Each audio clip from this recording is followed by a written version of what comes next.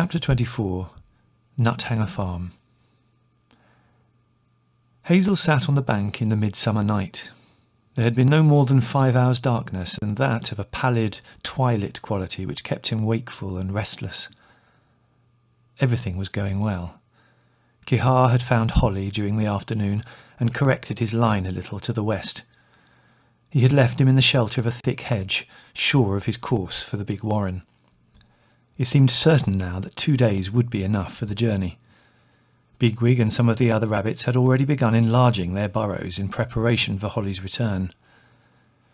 Kihar had had a violent quarrel with a kestrel, screaming insults in a voice fit to startle a Cornish harbour.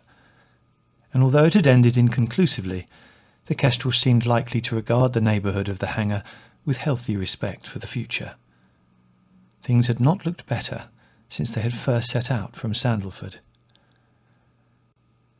A spirit of happy mischief entered into Hazel. He felt as he had on the morning when they crossed the Enbourne, and he'd set out alone and found the bean field. He was confident and ready for adventure. But what adventure? Something worth telling to Holly and Silver on their return. Something to, well, not to diminish what they were going to do. No, of course not, but just to show them that their chief rabbit was up to anything that they were up to. He thought it over as he hopped down the bank and sniffed out a patch of salad burnet in the grass. What now would be likely to give them just a little, not unpleasant shock? Suddenly he thought, suppose when they got back that there were 1 or 2 does here already. And in the same moment he remembered what Kihar had said about a box full of rabbits at the farm. What sort of rabbits could they be? Did they ever come out of their box? Had they ever seen a wild rabbit? Kihar had said that the farm was not far from the foot of the down on a little hill, so it could be easily reached in the early morning before its men were about. Any dogs would probably be chained, but the cats would be loose. A rabbit could outrun a cat as long as he kept it in the open and saw it coming first. The important thing was not to be stalked unawares. He should be able to move along the hedgerows without attracting Elil, unless he was very unlucky. But what did he intend to do exactly? Why was he going to the farm? Hazel finished the last of the burnet and answered himself in the starlight. "I'll just have a look around," he said. "And if I can find those box rabbits, I'll try to talk to them, nothing more than that. I'm not going to take any risks. Well, not real risks. Not until I see whether it's worth it anyway." Should he go alone? It would be safer and more pleasant to take a companion, but not more than one. They must not attract attention. Who would be best? Bigwig? Dandelion? Hazel rejected them. He needed someone who would do as he was told and not start having ideas of his own. At once he thought of Pipkin. Pipkin would follow him without question and do anything he asked. At this moment he was probably asleep in the burrow which he shared with Bluebell and Acorn, down a short run leading off the honeycomb. Hazel was lucky. He found Pipkin close to the mouth of the burrow and already awake. He brought him out without disturbing the other 2 rabbits, and led him up by the run that gave on the bank. Pipkin looked about him uncertainly, bewildered, and half expecting some danger. "It's all right, Halaru," said Hazel. "There's nothing to be afraid of. I want you to come down the hill and help me find a farm I've heard about. We're just going to have a look around it."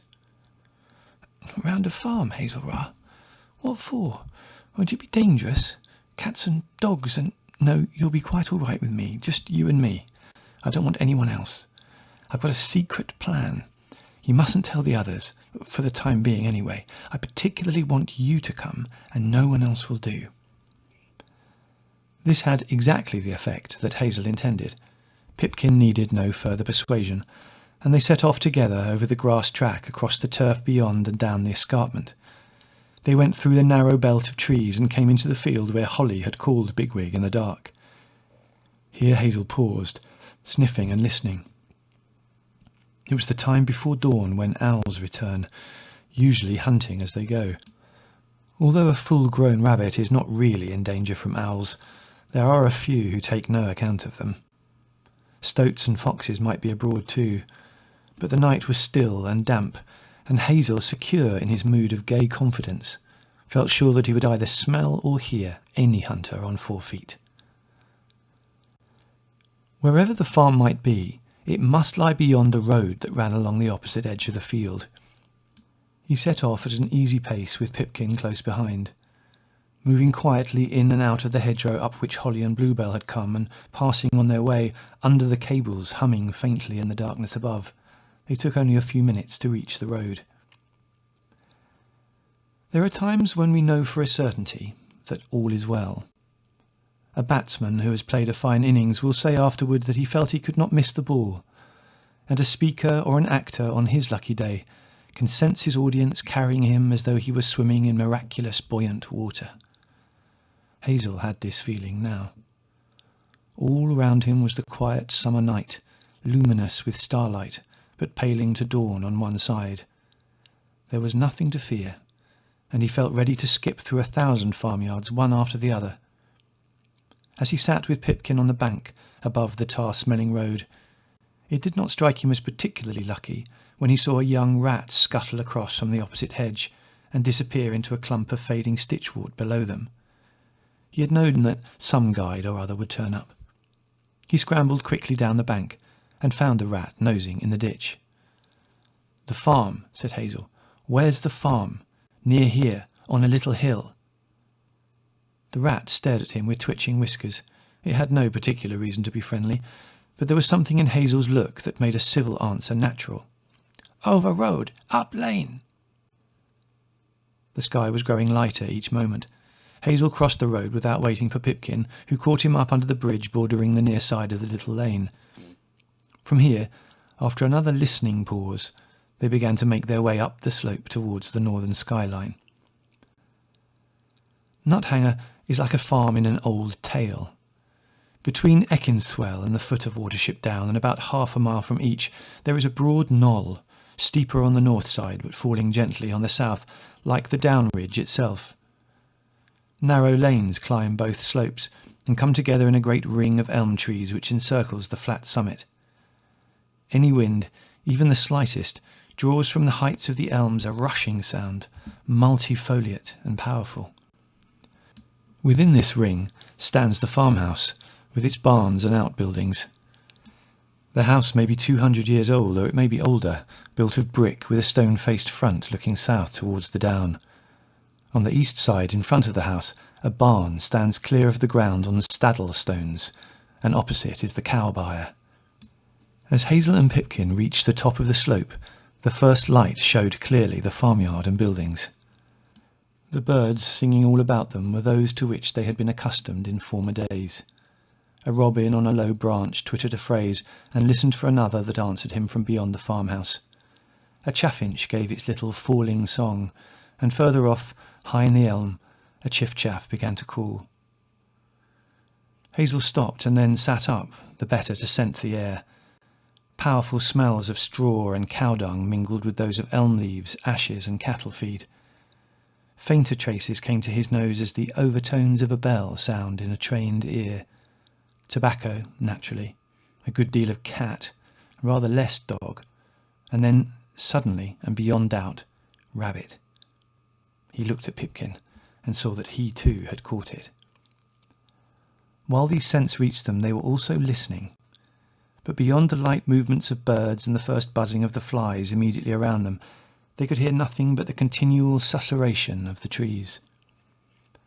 Under the northern steep of the down, the air had been still, but here the southerly breeze was magnified by the elms, with their myriads of small fluttering leaves, just as the effect of sunlight on a garden is magnified by dew. The sound, coming from the topmost branches, disturbed Hazel, because it suggested some huge approach, an approach that was never completed. And he and Pipkin remained still for some time, listening tensely to this loud yet meaningless vehemence high overhead. They saw no cat, but near the house stood a flat-roofed dog kennel. They could just glimpse the dog asleep inside, a large, smooth-haired black dog with head on paws. Hazel could not see a chain. But then, After a moment he noticed the line of a thin rope that came out through the kennel door and ended in some sort of fastening on the roof. Why a rope? He wondered, and then thought, because a restless dog cannot rattle it in the night. The two rabbits began to wander among the outbuildings.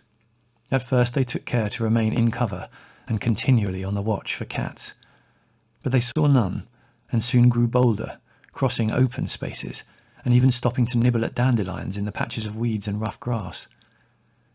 Guided by scent, Hazel made his way to a low-roofed shed. The door was half open, and he went through it with scarcely a pause at the brick threshold. Immediately opposite the door, on a broad wooden shelf, a kind of platform, stood a wire-fronted hutch. Through the mesh he could see a brown bowl, some green stuff, and the ears of 2 or 3 rabbits. As he stared, one of the rabbits came close to the wire, looked out, and saw him. Beside the platform on the near side was an upended bale of straw.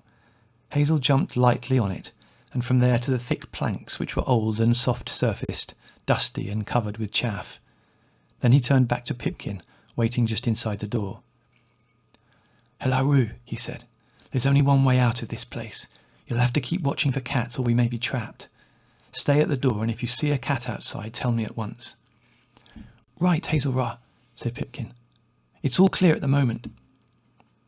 Hazel went up to the side of the hutch. The wired front projected over the edge of the shelf so that he could neither reach it nor look in, but there was a knot hole in one of the boards facing him, and on the far side he could see a twitching nose. "I am Hazel, he said. "I have come to talk to you. Can you understand me?" The answer was in slightly strange but perfectly intelligible Lapine. "Yes, we understand you. My name is Boxwood. Where do you come from?" "From the hills. My friends and I live as we please, without men. We eat the grass, lie in the sun, and sleep underground. How many are you?" "4, bucks and does." "Do you ever come out?" "Yes, sometimes. A child takes us out and puts us in a pen on the grass." "I've come to tell you about my warren. We need more rabbits. We want you to run away from the farm and join us." "There's a wire door at the back of this hutch," said Boxwood. "Come down. We can talk more easily." The door was made of wire netting on a wooden frame with 2 leather hinges nailed to the uprights and a hasp and staple fastened with a twist of wire. 4 rabbits were crowded against the wire, pressing their noses through the mesh. 2, Laurel and Clover, were short-haired black Angoras. The others, Boxwood and his doe Haystack, were black and white Himalayans. Hazel began to speak about the life of the downs and the excitement and freedom enjoyed by wild rabbits. In his usual straightforward way, he told about the predicament of his warren in having no does, and how he had come to look for some. "But," he said, "we don't want to steal your does. All 4 of you are welcome to join us, bucks and does alike. There's plenty for everyone on the hills." He went on to talk of the evening feed in the sunset, and of early morning on the long grass. The hutch rabbits seemed at once bewildered and fascinated. Clover, the Angora doe, a strong, active rabbit, was clearly excited by Hazel's description and asked several questions about the warren and the downs. It became clear that they thought of their life in the hutch as dull but safe. They'd learned a good deal about Elil from some source or other, and seemed sure that few wild rabbits survived for long. Hazel realised that, although they were glad to talk to him and welcomed his visit because it brought a little excitement and change into their monotonous life, it was not within their capacity to take a decision and act on it. They did not know how to make up their minds. To him and his companions, sensing and acting was second nature, but these rabbits had never had to act to save their lives or even to find a meal. If he was going to get any of them as far as the down, they would have to be urged. He sat quiet for a little, nibbling a patch of bran spilled on the boards outside the hutch. Then he said, "I must go back now to my friends in the hills, but we shall return. We shall come one night, and when we do, believe me, we shall open your hutch as easily as the farmer does, and then any of you who wish will be free to come with us." Boxwood was about to reply when suddenly Pipkin spoke from the floor. Hazel, there's a cat in the yard outside. We're not afraid of cats, said Hazel to Boxwood, as long as we're in the open. Trying to appear unhurried, he went back to the floor by way of the straw bale and crossed over to the door. Pipkin was looking through the hinge. He was plainly frightened. I think it smelled us, Hazel, he said. I'm afraid it knows where we are. Well, don't stay there then, said Hazel. Follow me close and run when I do. Without waiting to look out through the hinge, he went round the half-open door of the shed and stopped on the threshold. The cat, a tabby with white chest and paws, was at the further end of the little yard, walking slowly and deliberately along the side of a pile of logs. When Hazel appeared in the doorway, it saw him at once and stood stock still, with staring eyes and twitching tail. Hazel hopped slowly across the threshold and stopped again. Already sunlight was slanting across the yard, and in the stillness the flies buzzed around a patch of dung a few feet away. There was a smell of straw and dust and hawthorn. You look hungry, said Hazel to the cat. Rat's getting too clever, I suppose. The cat made no reply. Hazel sat blinking in the sunshine. The cat crouched almost flat on the ground, thrusting its head forward between its front paws. Close behind, Pipkin fidgeted, and Hazel, never taking his eyes from the cat, could sense that he was trembling. Don't be frightened, LaRue, he whispered. I'll get you away, but you must wait till it comes for us. Keep still. The cat began to lash its tail. Its hindquarters lifted and wagged from side to side in mounting excitement. Can you run? Said Hazel. I think not. Why, you pop-eyed backdoor saucer scraper. The cat flung itself across the yard, and the two rabbits leapt into flight with great thrusts of their hind legs. The cat came very fast indeed, and although both of them had been braced ready to move on the instant, they were barely out of the yard in time. Racing up the side of the long barn, they heard the Labrador barking in excitement as it ran to the full extent of its rope. A man's voice shouted to it. From the cover of the hedge beside the lane they turned and looked back. The cat had stopped short and was licking one paw with a pretence of nonchalance. They hate to look silly, said Hazel. It won't give us any more trouble. If it hadn't charged at us like that, it would have followed us much further and probably called up another as well. And somehow you can't make a dash unless they do it first. It's a good thing you saw it coming, LaRue. I'm glad if I helped, Hazel, but what were we up to, and why did you talk to the rabbits in the box? I'll tell you all about it later on. Let's go into the field now and feed, then we can make our way home as slowly as you like.